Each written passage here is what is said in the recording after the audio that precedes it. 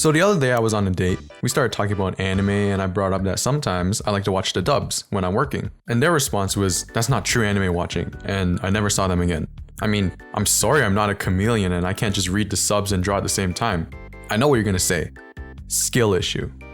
So I have one goal right now, and that is to make all the weebs fall in love with me. And in order to do that, there's just one superpower that I need to unlock, and that is the power to make anime figures. You see, anime figures can get very expensive, but if I have the power to make anime figures, I get to go, shh, we have anime figures at home.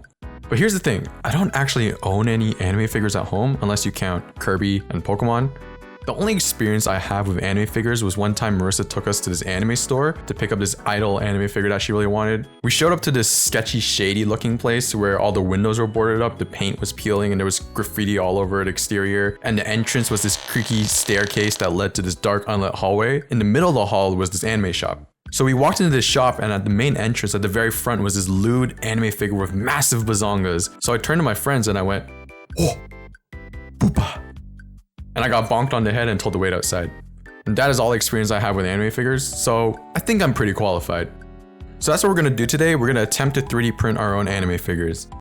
I'm also a Miraculous Ladybug fan. It's this superhero 3D animated show from France that definitely takes a lot of inspiration from your typical magical girl animes.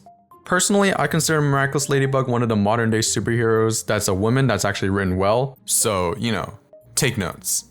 And it doesn't seem like there's a lot of Miraculous Ladybug figures out there, so what I'm going to be sculpting will be a Miraculous Ladybug anime figure, because, you know, if it doesn't exist, just make your own.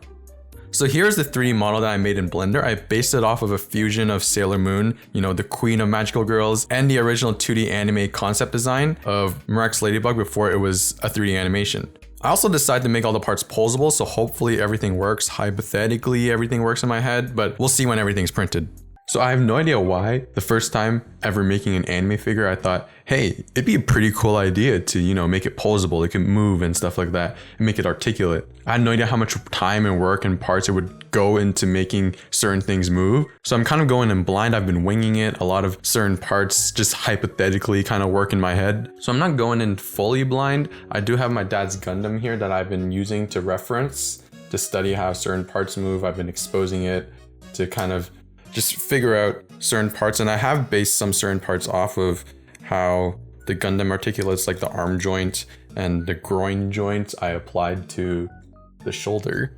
So here we have version 1, which like the holes were too small and I made the head hole too big. So when it goes on, it's like very loose. So it kind of like looks like it's possessed. Version 2 here, we have, this one works. Like everything it's stiff enough that I can hold its own weight, but it's a little bit too small because making things articulate, there's a lot of different small parts involved. Like, for example, here I have the cylinder here, which was apparently the hardest thing for me to print because I had to make a lot of tweaks. I kept getting this, like prints that look like this. It kept squishing itself or melting into itself. So I had to keep going back to the drawing board just to make the cylinders print properly. So my solution was just to make it scale it up a bit so that all the parts also scale up with it to make it slightly bigger. And my final outcome is I have this right here. So I had this idea like, oh, since I'm making it posable, why not give it like multiple hands? Because on the Gundam, it has this hand joint that can like come off and you can swap the hands around. So I thought, oh, okay, I can do that too. Since I'm making it posable, it should have like different hand poses as well. So I got all these different hands here. But originally, the idea that I based it off of for the hands was a ball and joint for the Gundam. But the thing is, the little hand wrist hole here, it's a more flexible plastic, so you can easily swap them around and put them in and out, move it around.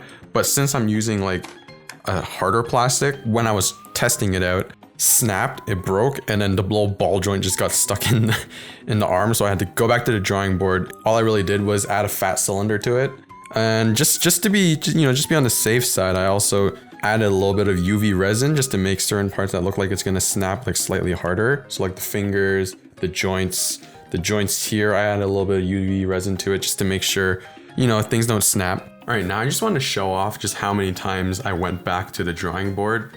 Here are all my failed parts. either they failed to print or there were certain tweaks that I have to make to the parts because they just didn't print properly, or they just snapped, they broke. So yeah, these are all my failed parts throughout the process. Now it's time for the moment of truth, which is seeing if everything fits together. I did test certain parts out throughout the process, but I have not seen everything put together yet. So we're gonna be piecing everything together. I'm gonna be substituting the joints. Instead of using the little cylinders I have, I'm just gonna be substituting it with toothpicks for now, just to see if it actually works, and then I can easily just remove them. And if it doesn't work, I can replace the parts. So we got this. All right, looks like that works. And then here we have the shoulder joints, which the idea that I borrowed from the Gundam was the leg joints here. Let me spread its legs. Where there's like a little disc there, and then a little ball joints in there so that I can move this way and this way, or like 360. So the idea is I take these two discs, put it around a little ball, take this little shoulder ball, and then there. So it should go up, down, and then it should be able to turn 360. And this will go in here, like that. And then now the bicep plugs in there. So that works. And then we're gonna move on to the legs. So leg joint goes into there, just like that. And then we'll take the toothpicks just to make sure they bend properly. Yep, that looks like it works. This looks like it works. It's pretty cool.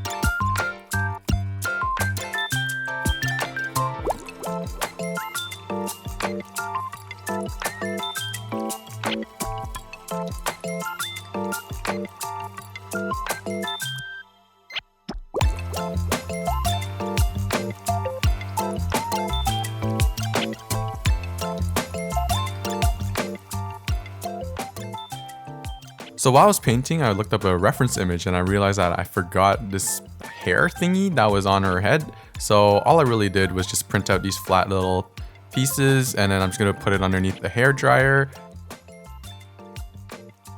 And then we're just gonna bend it, and there we go. We got the little hair thingies.